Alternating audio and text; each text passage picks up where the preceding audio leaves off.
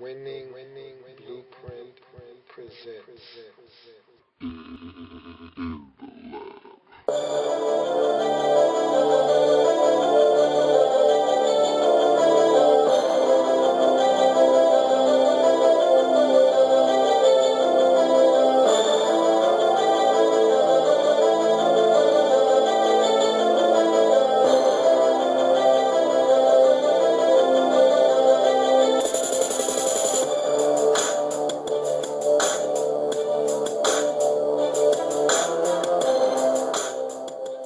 In the lab room.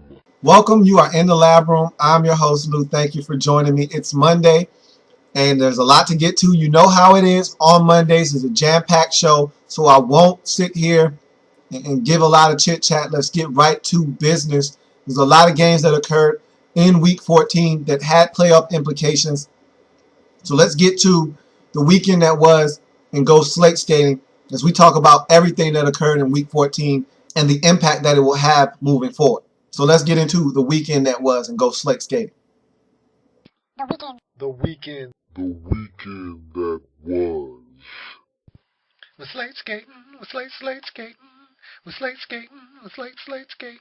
First up on the slate of games is one that really didn't have a lot of playoff implications attached to it in Week 14. Although you could argue that if you are a St. Louis Rams fan, you have an outside shot. It's a long one, but nonetheless, your pulse is still going. It's faint, but it's still going. You have a shot. And so the St. Louis Rams traveled to Buffalo to take on the Bills in what was not a very fun game to watch. Very slow moving, slow pace, not a lot of action. But again, it's football. I can't help it. I watch. So the Bills had opportunities in this game, and I told you we're going to start documenting mistakes. We talked about them last week. Now we're going to start charting them. So in this game, the Bills got a pick six from Sam Bradford. You know, they tipped a pass, and the young rookie corner, Stephon Gilmore, was Johnny on the spot. He catches the deflection, takes it to the house, and just like that, it's 10-0 in this game. And that was a huge play because if the Bills go up 10-0 in a game where there's not going to be a lot of points scored, they're probably going to win this football game. Instead, there's a meaningless holding penalty call, and really, it did not have to occur. That's the bad part about this. Mario Williams was the culprit on the play. He did not have to hold. Stephon Gilmore would have scored anyway. Bad penalty by Mario Williams, and this cost the Bills because they only ended up with 3 points on this possession instead of a 7. So that's a 4-point difference. In a game that you ultimately lose by 3, you take 4 points off the board. If I do my math correctly, you lose by 3, you give me back 4, I would have won the game by 1. So not saying that the game would have ended up the way that it did, but you have penalties like that. You botch an extra point, and the Rams, as they've done many times this season, scratch, claw, fight, and find a way to win at the end of the game, and they get it done as Sam Bradford takes this team down the field on a last-minute drive and scores with less than a minute remaining in the game to Brandon Gibson, who had a really big game against the Buffalo Bills, over 100 yards receiving. They win the football game 15-12. And really, these are the type of games that when I chart these mistakes, you see the impact that they have. Let's take a look at the mistake meter. The Bills had 4 mistakes. The Rams only had 2. And that's the big difference in this game.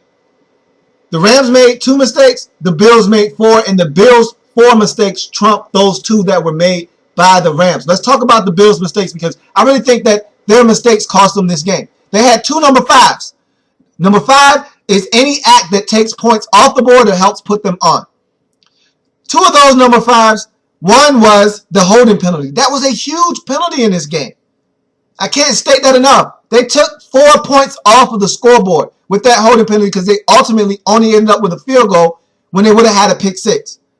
Then they botched the extra point. You're taking 1 point off of the scoreboard when you do that. So that was 2 number 5s, and they also had 2 number 1s. Number 1 is any act that negates a change of possession.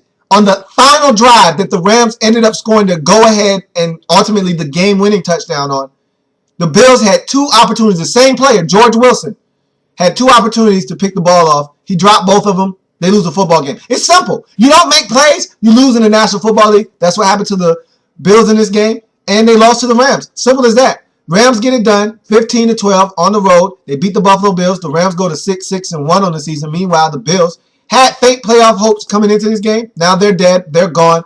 They're 5-8 now on the season. You look at the next game up on the slate, and it's the Philadelphia Eagles traveling to Tampa Bay to take on the Buccaneers. Now, this game, for all intents and purposes, was the Bucs' last-ditch effort to stay relevant in the playoff race. They couldn't afford any more losses. They were 6-4. They were looking good. Then they had 2 tough matchups in a row. Home for Atlanta, on the road at Denver. They lost both of them. Now they come home and they get Philadelphia. It's supposed to be a layup. You're supposed to get well off of this Philadelphia Eagles team. Everyone else has. They've lost 8 in a row, have the Philadelphia Eagles. And so you're thinking to yourself, Tampa Bay is going to win this game. They're at home. They've been playing good football for the most part, but they haven't been playing their best football of late. You could argue they should have lost to Carolina. They found a way to win that game. Then they lose 2 straight. So they needed to right the ship. They came out in this game. The defensive intensity was there from Tampa Bay. I mean, they really corralled Bryce Brown. Remember, he killed the Cowboys. He killed the Panthers. Had fumble issues in both games, costing his team those games. But in this game, there was no Bryce Brown to be spoke of. He really was dominated. They didn't allow Bryce Brown and that Philadelphia Eagles running game to do anything. They were all over Nicholas Foles. If not for Jason Avant, with some of the spectacular catches he was able to make in this game, I would venture to say that the Eagles would have probably been blown out of this game. But Jason Avant had a monster game against the Tampa Bay Buccaneers. But Tampa Bay, that doesn't matter. They were down 10-0 were the Tampa Bay Buccaneers in this game. Demaryius Johnson, the punt returner for the Eagles, rookie, out of Tulsa, fumbles the football. He muffs the punt, gives Tampa Bay a chance. They recover it. They go in and get 7. That was a game changer. That changed the game. So now it's 10-7. Tampa Bay runs off 21 unanswered points, take a 21-10 lead. They got a little dose of their own medicine because this was kind of the football gods balancing the scales, if you will, because if you remember, Carolina had these Bucs on the ropes, had them by 11, late in the ball game, allowed these Tampa Bay Buccaneers to come back and steal that football game from them. So this was like a measure of revenge from the football gods. Tampa Bay was up 11, 21-10. They had this game firmly in control. Eagles get a touchdown late. They go for 2. They don't get it. They're down 5. So Tampa Bay, really all they need to do is run the clock out at this point. Run some efficient 4-minute offense. You'll win yourself the ball game. They elected to just run and be safe. They didn't pick up any first downs. They ran the clock, forced the Eagles to use their timeouts. And then the Eagles took the ball down the field, had several opportunities to stop the Eagles on 4th down, weren't able to do so. They allowed Nicholas Foles to complete a pass down to the 1-yard line and allow him to spike it with 2 seconds left on the clock. So basically, the ball game comes down to one play. And they allow Jeremy Maclin to catch the football, get a knee down in the end zone, in the corner of the end zone, win the football game. They get a walk-off win through the Philadelphia Eagles as they beat the Tampa Bay Buccaneers and come from behind fashion 23-21. This is a devastating loss if you're the Tampa Bay Buccaneers. This one hurts. This one hurts bad. And not only does it hurt and sting, but it puts to rest any notion of you trying to make a push to make the postseason. You are absolutely finished at this point. You're now 6-7. That was a loss you couldn't afford to have. You really needed to run the table if you want to be honest. You lose that game and now you're really done. Meanwhile, the Eagles are exuberant. They have finally got off the schneid after dropping 8 straight.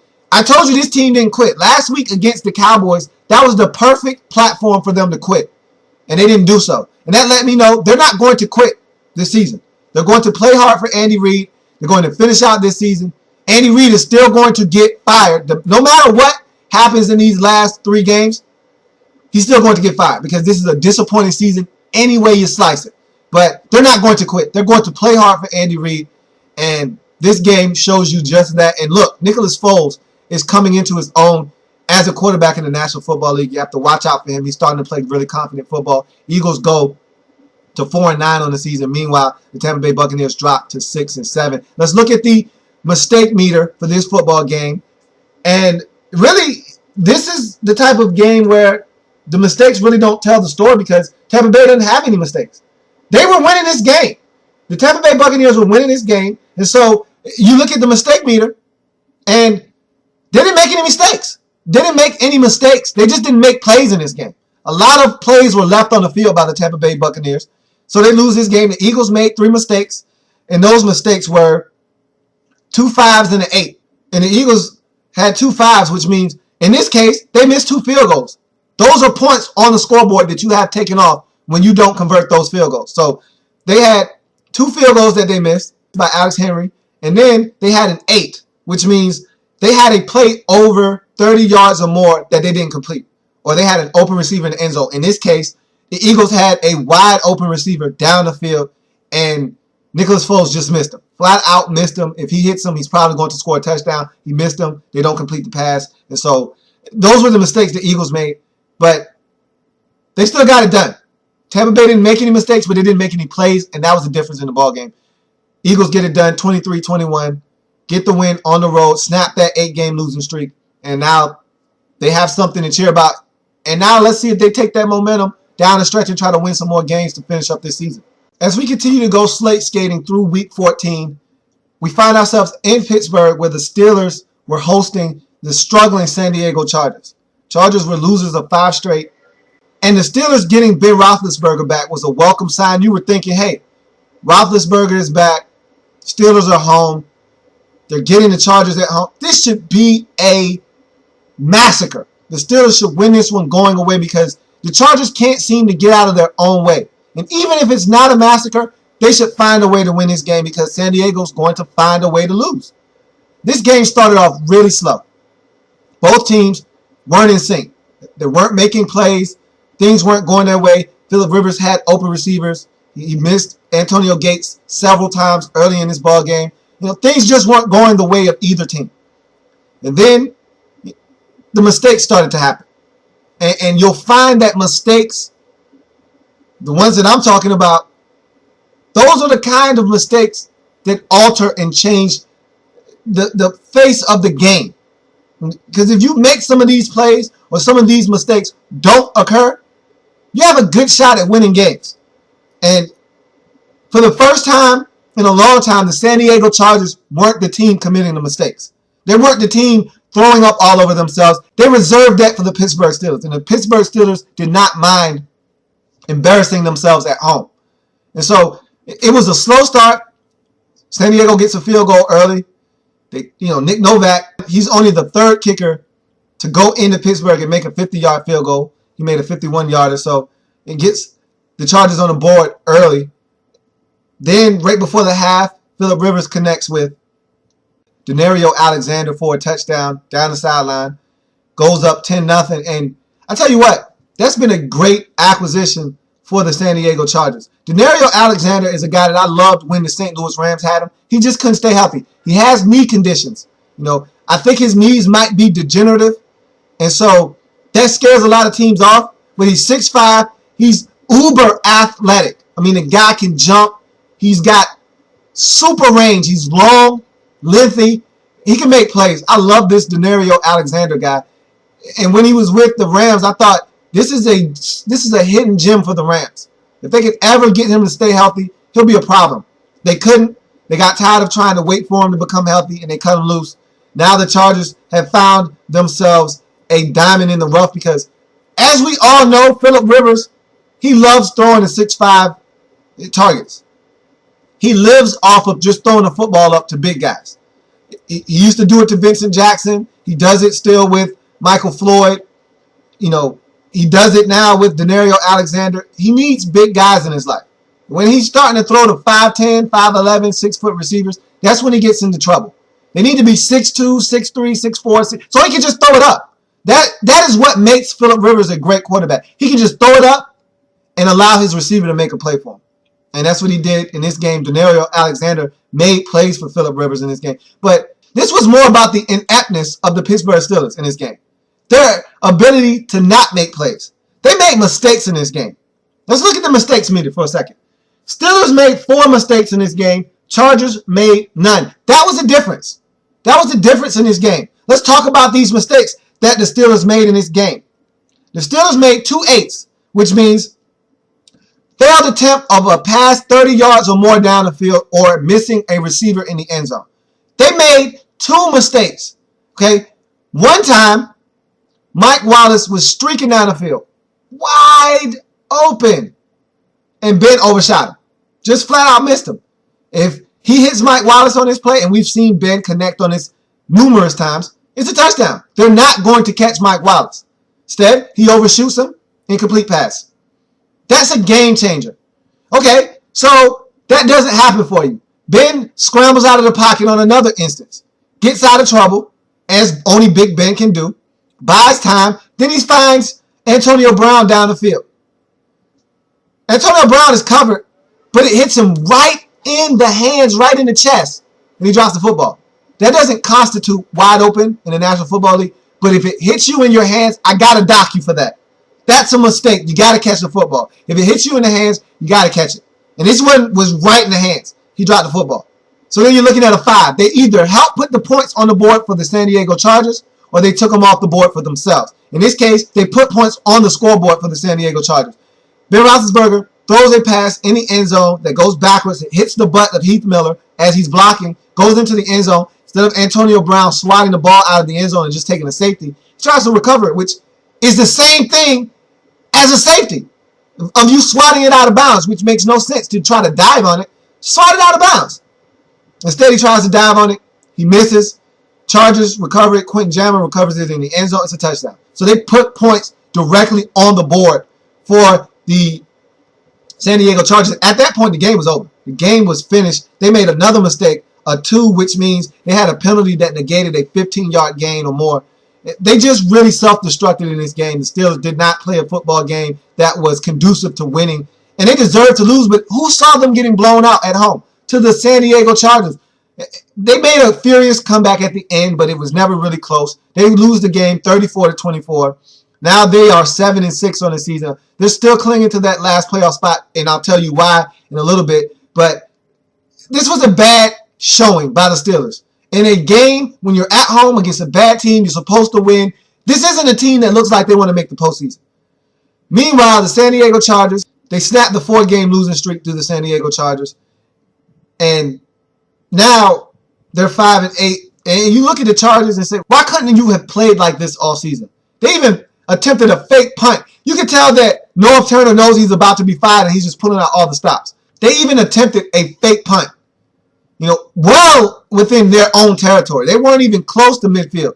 And they just tried a fake punt and it worked. They picked up the first down. It didn't amount to anything, but that just goes to show you that they're loose now. They're just playing.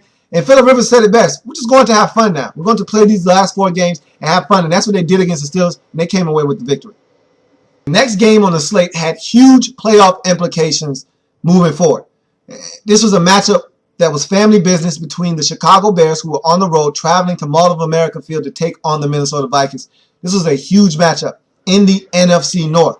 And if you're a Bears fan, you need to be very, very afraid right now. You need to be very, very cautious as to how you approach these next 3 games, because if you don't turn that switch on, I don't know why it was ever off, but if you don't turn that switch back on, start getting turnovers on defense, you're going to be in trouble. You're going to miss the postseason for the 2nd consecutive season after having 7 or more wins after 10 games. That's what's going to happen to you if you don't turn it up here down the stretch, because I already had a whole segment. I dedicated a whole portion of a show just about this Bears offense. And this is exactly why I did it, because I'm not sure that they can produce if the defense isn't forcing turnovers, giving them short fields, or scoring points. If this defense isn't scoring points or forcing turnovers, I'm not sure that this Bears offense is good enough to generate offense and score points on its own. This is exactly why I had that segment, that whole portion of the show just dedicated to the Bears offense, because of games like this one. First play of the game, Adrian Peterson breaks off a 51-yard run. That set the tone right there. You knew they were in trouble. And I had already said, the last time these two teams met, which was about 2, maybe 3 weeks ago, Adrian Peterson had a field day. He just fumbled twice. He didn't fumble twice. I don't know if that outcome is the same as it was. But nonetheless, he killed them in that game. So him busting off that 51-yard run let you know right off the bat, these Bears are in for a long, long day. Again, Christian Ponder had a solid day, nothing spectacular. As a matter of fact, it was rather pedestrian. 11 of 18, 91 yards. He still threw a pick. You can't win with Christian Ponder as your quarterback in the National Football League, as your starting quarterback. You can't do it. And so they got away with one here. But it's all on the strength of Adrian Peterson. If he's not your comeback player of the year, if he's not in the discussion for MVP of the league, then all of you who have votes have gone mad. Because I feel like he's already wrapped up comeback player of the year. I don't see how you could give it to Peyton Manning. I just don't. Yeah, Peyton Manning's having a great season. And yeah, he didn't play football all last season. That's nice. Peyton Manning plays in the AFC West, which is one of the worst divisions in all of football. And that's what Peyton Manning does. He had a neck injury. You don't know what the neck injury means. We know what an ACL tear is. We've seen guys' careers be ended by ACL tears. We've seen guys never be the same after ACL tears. We've seen guys take a year and a half to be back to who they were before an ACL tear. We've never seen a guy come back early and better than ever from an ACL tear. We've never seen a guy put a team on his back. Remember, the Vikings were a 3-win team last year. Keep that in mind. Also keep in mind that the Broncos won the division last year. Not saying that they would be doing the same thing that they're doing now without Peyton Manning's services, but I tell you what, they won the division last year. They were able to win that division at 8-8 last year. So you take Peyton Manning out of the equation, they were still a playoff team a year ago. You take Adrian Peterson out of the equation, this team right here was a 3-13 ball club. So, and yeah, granted, he didn't miss the whole season, but I tell you what, this team is 3-13 this year if Adrian Peterson isn't the monster he's been all season long. If he's not the workhorse that he's been for this team, they're 3-13 this season. They're abysmal on offense without Adrian Peterson. He, without a doubt, is a comeback player of the year, and you should be considering him for MVP as well. And so he scores a touchdown. After that drive is prolonged, Christian Ponder throws a little pass to Michael Jenkins, keeps the drive alive. Adrian Peterson deposits it into the end zone for a 7-0 lead. They pick Jay Cutler off. Josh Robinson returns it for a touchdown, or what they think is a touchdown. Ends up that he steps out of bounds at the 5. Adrian Peterson, 3 plays later, takes it in the end zone. It's 14-0, and we have barely made a dent in the first quarter. I mean, the Vikings jumped on this Bears team early and established that, hey, if you're going to beat us, you're going to have to work for it. Last week, or 2 weeks ago, or 3 weeks ago, we gave you guys a game. We fumbled twice. We turned it over. We didn't score in the red zone. We gave you opportunities to beat us. We're not going to beat ourselves today. You're going to have to beat us if you want to win this game. That was evident early on. So they put the ball in the Bears' court and said, hey, we know you don't score points offensively. We're not going to turn it over and give you opportunities to beat us this week. You're going to have to beat us yourself. And so jumping out to that 14-0 lead was huge, because what it meant was the Bears were going to have to score points this week. And I was anxious to see what they were going to be able to do. They weren't able to do it. And see, that's exactly why I don't think that this Bears team is a playoff team. I don't. I really don't, because this defense, while it's a solid defense, if they're not making plays and forcing turnovers, if they're just playing solid defense, holding teams, to 14, 17, 24 points, this offense isn't able to score and generate, 24, 27, 30 points on their own. And if you can't do that as a playoff team, then you don't need to be in the postseason. You don't need to be in there, because you're not in this day and age in the NFL. It's rare that you hold a team down to under 20 points. It's rare.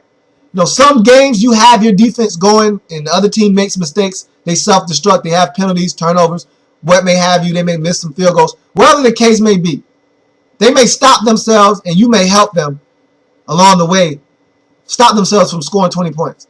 But it's rare in the National Football League in this day and age to stop. With all the rules and all the ticky-tack penalties that are thrown for defensive receiver and roughing the quarterback, it's so hard for you to stop a team from scoring over 20 points. So if your offense can't score 20 points, you don't need to go to the postseason because you're not going to be able to get it done against good teams that can score points.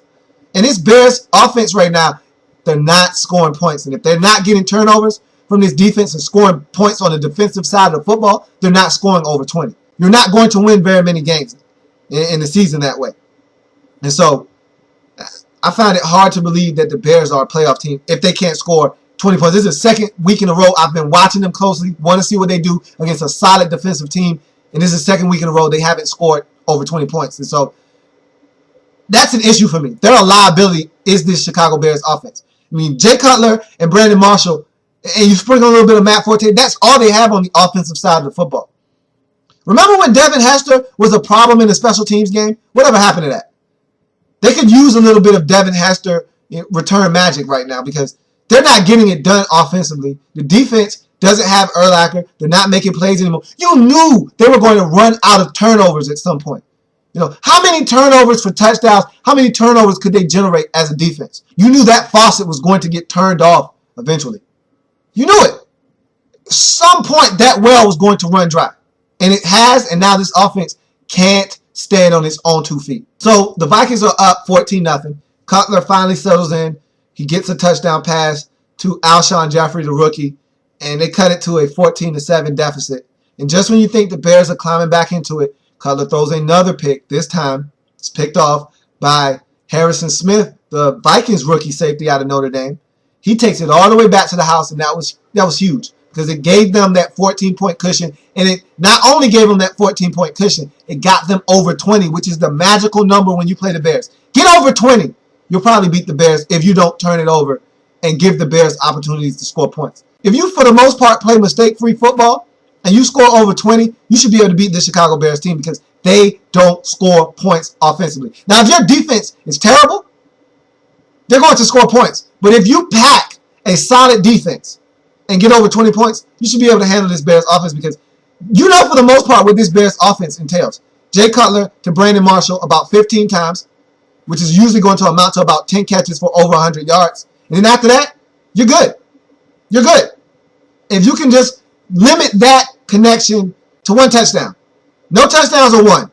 You're good. You're probably going to win the game. And so, just when they thought they were getting back into it, boom, 21-7. And Cutler gets injured in this game. He hurt his neck.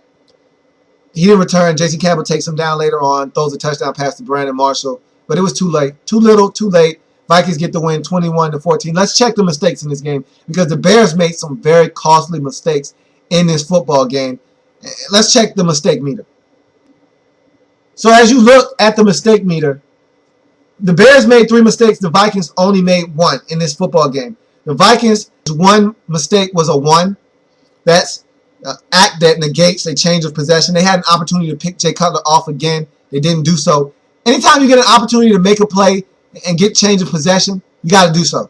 They didn't take advantage of it. That was their 1 mistake. It didn't cost them, however, because they were able to pick Jay Cutler off 2 separate times and take both of those deep into Bears territory, one resulting directly in a touchdown, the Harrison Smith pick 6, and the other was the Josh Robinson pick that was out at the 5-yard line. 3 plays later, Adrian Peterson is in the end zone. So they were able to take advantage of mistakes that the Bears made. You look at the 3 Bear mistakes, you had a 2, a 5, and an 8. The 2 signifies a penalty that negates a 15-yard gain. Brandon Marshall had about a 27 or a 30-yard gain on the play. They called holding, brought it back. That killed that drive. Anytime you have a huge gain like that and it's negated by a holding penalty, you not only lose the 25 to 30 yards that you gained on that play and that field position and the momentum that you're building on that drive, you also, in turn, go from 1st and 10, 2nd and 10, 2nd and 7 to 2nd and 17. And in this case, it ended up being 2nd and 20. I mean, that kills a drive. That kills any momentum that you were building. So that was the 2. They had a 5, which means they either contributed to some points being put on the board for the Vikings or they stopped themselves from getting points on the scoreboard. And in this case, Cutler threw a pick 6. They put points directly on the scoreboard for the Minnesota Vikings. So that was the 5. That's a huge mistake in this game. And then you look at the 8. Alshon Jeffrey had a touchdown pass in his hands. He got away from the defender. He's at the 1-yard line. He catches the pass. He walks in the end zone. Instead, it goes right off his hands, drops the touchdown pass. That's an 8. Anytime you throw a pass 30 yards down the field that's to an open receiver, or it hits them in the hands and they drop it, or you're in the end zone and you don't catch the football, or you overthrow or miss an open receiver in the end zone, that's a mistake. And this was a number 8, and that one was huge because at the time of this drop, that would have tied the game up at 14. Instead, you don't get it. You ultimately have to punt. Vikings end up getting that touchdown and end up winning this game 21-14. Vikings keep their playoff hopes alive. Remember, I had said that the Vikings had to go home. It was getting late. Streetlights were on. They had to go home. Well, their dad agreed to chaperone them. They can stay out a little bit later now. They're back outside. They're back out having fun. Dad's right over there watching over them, keeping a watchful eye. They're fine. They're still in the playoff hunt. Meanwhile, the Bears just got a phone call. They were supposed to be staying out late with the Packers, hanging out, having a good time. They just got a phone call. It's the Detroit Lions. The Detroit Lions just called the Bears up and said, hey, think you need to come home and clean your room up. You could go out and stay out late only under one condition, that you kept your room clean and you handled your family business within the house. They didn't handle their family business out on the road against the Vikings. They left their room messy, and they let the Vikings push them around and win this football game. And so now the Lions are on the phone. They're looking for some company. They said, look, either Minnesota or Chicago or both are going to join us at the house. Both of you guys aren't going to leave us here by ourselves. Someone's going to stay at the house with us. Now, it's either going to be you, Minnesota, you, Chicago, or both of you. But both of you aren't leaving us here because the Packers already said, we don't have time for the Lions. We're leaving them. They're staying in the house. I don't have time for this. I got things to do. Packers have already told the Lions, we're not playing around with you. So the Lions said, okay, I understand. I get it. So they went after the Vikings, but the Vikings said, hey, I can stay out a little bit later. Dad is coming with me. I got permission. I'm staying out with the Packers for a little bit. The Bears said, hey, I want to stay out too, but the Lions just called him on the phone and said, you might have to come home. I'll check back with you later, but you might have to come home. And so that's the way it's looking right now. It's looking like the Chicago Bears don't want to make the postseason.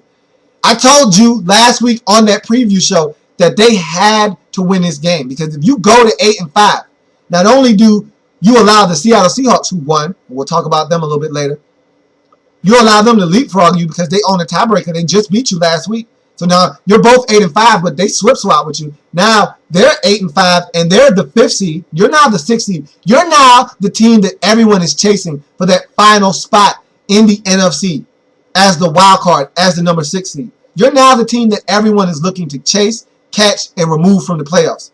And it's a really great possibility that it can happen because now you have the Packers knocking at your door. And now you have to play the Packers at home, at Soldier Field, but you can't score points. And they're looking to get Clay Matthews back, and they're looking to get Charles Woodson back. That could spell trouble for you. You lose this game to the Packers at home, go to 8-6. You're going to have numerous teams trying to rob you of that last playoff spot. It could get ugly for the Bears. This thing could fall apart right before our very eyes. Bears dropped to 8-5 after this loss, 21-14 to the Vikings. Vikings remain alive in the playoff chase as they go to 7-6 on the season. The next game up on the slate sees the Atlanta Falcons traveling to Carolina to take on the Panthers. More family business. And really, the Panthers had these guys on the rope the first time they met in Atlanta. They let them off the hook. Cam Newton fumbled on third down. They ended up punting, and the rest was history. The Panthers allowed the Falcons to drive down, get the game-winning field goal, beat them as time expired in regulation. They were looking for some revenge. And I said that really these two teams' seasons went in totally different directions after that game. The Falcons went on to do big things, as we all know, being the last remaining team to have an undefeated record in the season. Meanwhile, the Panthers, they went downhill from there. They had a rough start to the season, started 0-2, were able to go home and beat the New Orleans Saints. You thought they were going to build something. And then they started to play skittish football, had the Falcons on the ropes, let them off the hook, and they just started to lose games. So this was an opportunity for them to say, hey, we can play with you. You're not that good. We know we can beat you. And that's what they did. They came out and they dominated this game. It was a great start for the Panthers in this football game. These are the type of games that makes you ask the question, why couldn't you have played like this all season long?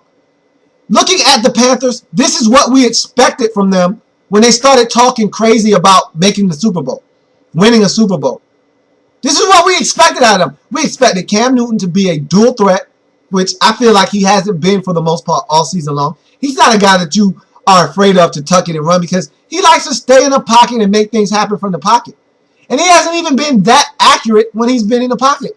So to see him have it all on display, fascinating football. This is exactly why Cam Newton was such a lightning rod for this team last year and why he took the NFL by storm. Games like this, you reiterate the fact that Cam Newton is a superstar when he is on, the top of his game. He comes out, and we're talking 23 of 30-something, 23 of 30, 200 some odd yards passing, 2 touchdowns, no interceptions. He was extremely accurate in this game. Really made some tough stick throws, found Steve Smith. He went over 100 yards in this game. When the Panthers are playing their best football, Steve Smith is a problem. They worked the screen game with D'Angelo Williams. I don't understand why they haven't been utilizing him more this season. I really thought that they really put him in a doghouse for some reason. I don't understand the logic there. He was great in the screen game. He really put the nail in the coffin later on in the football game when the Falcons tried to make a run.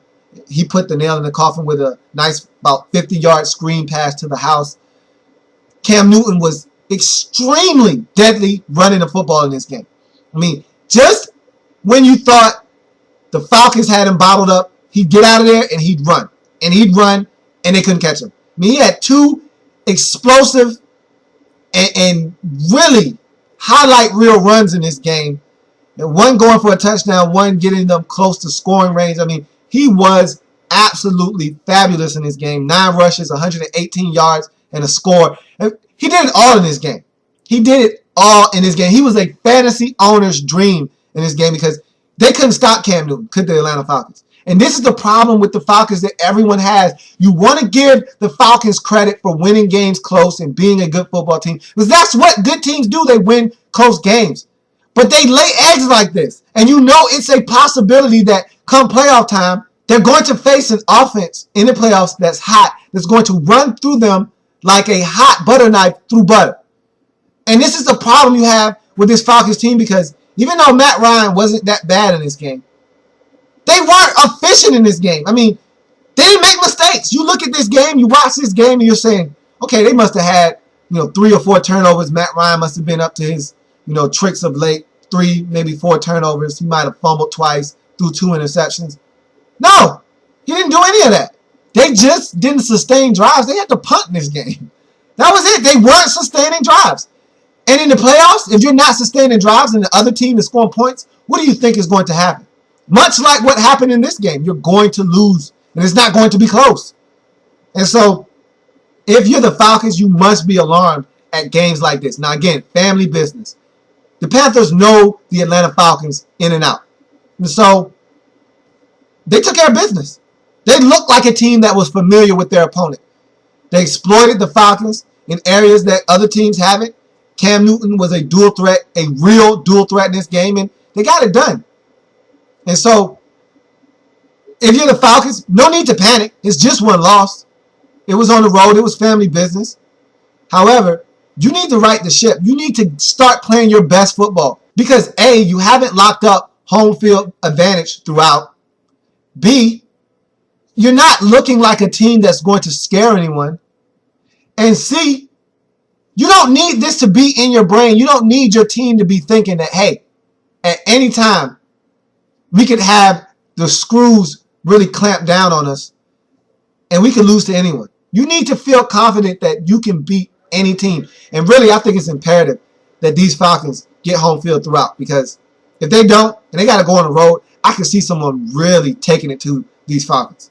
And so they have to win home field advantage throughout and be at the Georgia Dome. And really, it doesn't matter because they can lose at home, but they're much better as a football team at home than they are on the road. Anyway, they lose this game to the Carolina Panthers, 20-30. Panthers get it done. They get their 4th win of the season. They're now 4-9 on the season. Meanwhile, the Falcons lose. It's only their 2nd loss of the season. They're 11-2. They're fine. But again, you don't want to start playing skittish football toward the end of the season. This is when you need to kick it into high gear and start playing consistent, good football, because you don't get a do-over once the playoffs start. There is no next week. You either get it done or you go home. And so that's what the Falcons need to realize. They went to the playoffs 3 times under Matt Ryan and lost all 3 times. There is no next week when you get to the postseason. You don't get to come back and play better next week. You got to do it at your best in the postseason. And right now, we're getting down the stretch, and they're starting to play this skittish football. They need to turn it back up. Let's just quickly go over the one mistake that was made in this game. Carolina was the only team to make the mistake. As we look at the mistake meter, the Panthers had 1 mistake. The Falcons had none. Again, I told you the Falcons really didn't make many errors in this game. They just didn't execute well. And the Panthers had an 8. Cam Newton missed a wide open receiver down the field. Lewis Murphy was all alone. If he hits him in stride, he probably scores a touchdown. He missed him. That's an 8. Not hitting an open receiver down the field, 30 yards or more. So that was the only mistake the Panthers made on this day. They were pretty good. They got it done, and they have to be proud of themselves. And they need to use this game as a springboard to finish this season strong. See if they can find a way to finish this season up with about 6 or 7 wins and use that to power them into next season. You look at the next game up on the slate. It's the Dallas Cowboys who traveled to Cincinnati to take on the Bengals. Now, this game was riddled with mistakes. And it wasn't just made by the teams on the field. I thought the officials had a tough go of it in this game as well. We'll talk about that a little bit later. But this was a game that the Cowboys had to win. They were dealing with an issue in this game, heavy hearts. They had a teammate of theirs lose his life. And the one that caused him to lose his life was also a teammate of theirs. You're talking about Josh Brent, nose tackle for the Cowboys. DUI, driving while under the influence. Wrecks his car, kills the passenger in the car who happens to be practice squad member Jerry Brown Jr. On this Dallas Cowboys team. And so it's always ironic that when someone gets in an accident and it's involving someone being intoxicated under the influence, the person that's intoxicated never loses their life. Never. You never hear that they lose their life. They walk away from the incident fine. It's always, the other driver, or in this case, a passenger in the car that has to suffer that morbid fate. But nonetheless, the Cowboys had a lot on their plate here. Heavy hearts, a lot of emotion going through these Cowboys. And so they had to lace them up and play a football game in Cincinnati against the Bengals, a team that had won 4 straight. Cowboys needed this to stay relevant in the playoff race in the NFC to get that wild card or possibly win the NFC East. And so there were a lot of things going on in this game that made this compelling football, because really this should have been a Bengals win easily. The Bengals, I thought, dominated. They were all over Tony Romo. They were harassing him, throwing him on the ground. They were really getting in the Cowboys' backfield. It was a dominant performance. And again, if you haven't seen Geno Atkins, you need to watch him. This guy is a monster down there at defensive tackle for the Cincinnati Bengals. They should have won this game, but they blew it. Cowboys had an impressive opening drive. They only get 3 points out of it, however. The Bengals have an equally impressive opening drive, but they get 7. So they go up 7-3. They tack on a field goal later on. They're up 10-3, and they're really dominating this game. And then it happens on the 3rd down. Andy Dalton makes that critical mistake that you can't make, that crucial turnover. Throws a pick to Brandon Carr. He runs it in deep into Cincinnati Bengal territory. DeMarco Murray deposited that in for a touchdown. Cowboys tie this game up at 10. And from there, the Bengals dominate. Defense takes over. Offense. This is the problem I have with the Cincinnati Bengals. You're at home. You're playing a team that they're dead in the water. I mean, the Cowboys had no offensive flow in this game. The defensive intensity really wasn't there for the Cowboys all game long.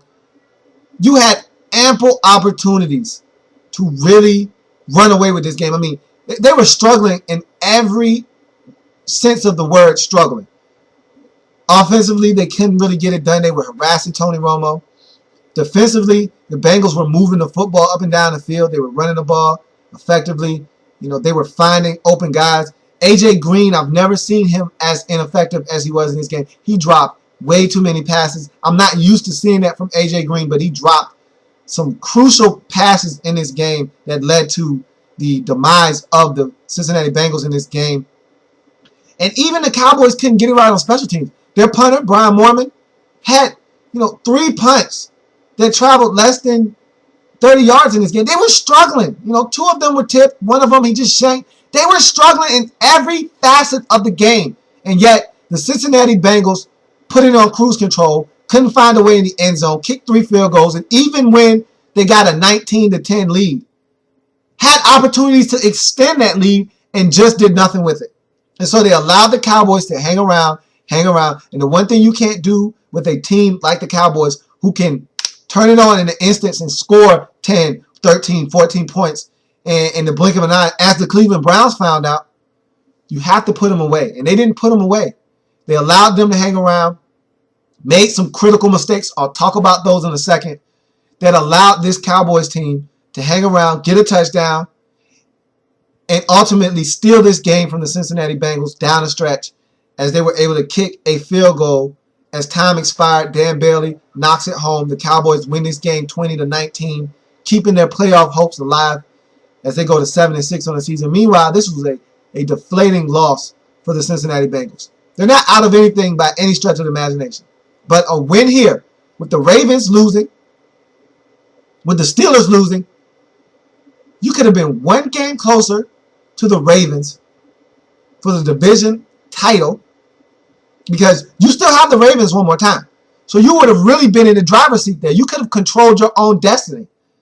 Instead, now you need the Ravens to lose again. You have to win out. And the Steelers lose. You could have leapfrogged them into the postseason and really controlled your fate, because at that point, all you have to do is win. You win out. You're going to the postseason. Instead, now you have to win out, which would mean you'd have to beat the Steelers and the Baltimore Ravens just to get into the postseason. So you really put a wrench in your playoff hopes, because you could have really did some damage to the Steelers, possibly to the Ravens, to the Jets, any other team that thought that they had a shot at making the postseason. You could have did some irreparable damage to their chances of making it to the postseason. Instead, you did irreparable damage to your own. Now, you still have a shot, but it's that much harder now because you didn't take advantage of a golden opportunity to get a win and put yourself in a position to make the postseason no matter what other teams do. You just had a chance to control your own destiny, and now you got to hope other teams get it done in order for you to make it to the postseason now. So let's look at the mistakes. Mistakes were rampant in this game.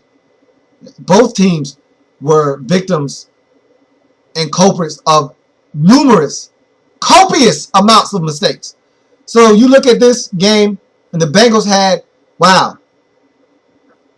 8 mistakes. Cowboys had 4. Unbelievable. That's a lot of mistakes.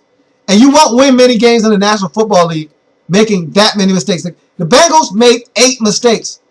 So you wonder how they lost this game? You need to look no further than the mistakes. Let's talk about these mistakes, a lot of them. So let's run down the list. So they had a 3, which is any defensive penalty that gives a first down on 3rd and 10 or longer.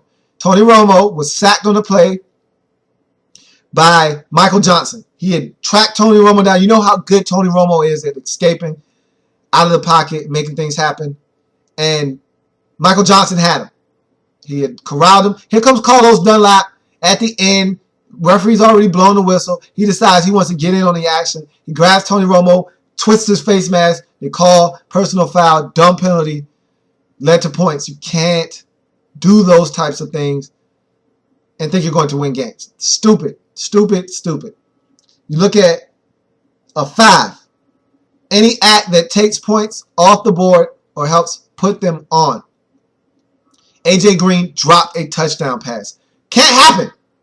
You lose this game by 1. A.J. Green drops a touchdown pass on 3rd down. They had to settle for a field goal. They end up losing this game by 1. You put those 4 points on the board, you're talking about winning this game by 3 or more. Because the Cowboys' whole way of thinking would have changed if they needed another touchdown.